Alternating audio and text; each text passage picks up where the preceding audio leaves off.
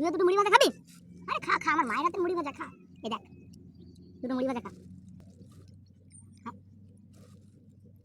তুই কি আনিস বন্ধু? দে দেখি। আমাদের গাছ পাকা আমি আনছিলাম বাড়ি থেকে।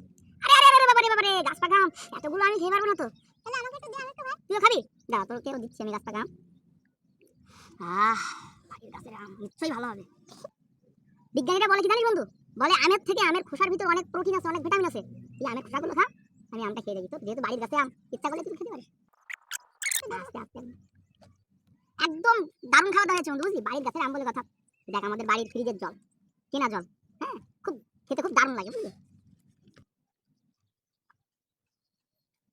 একদম সেই খেতে বন্ধু, ফ্রিজে ঠান্ডা জল এনেছি আমি। একদম সেই লেভেলের জল, কিনা জল আমার বাড়ি, বুঝলি? আমাকে একটু জল দে তো বন্ধু। তুই জল খাবি?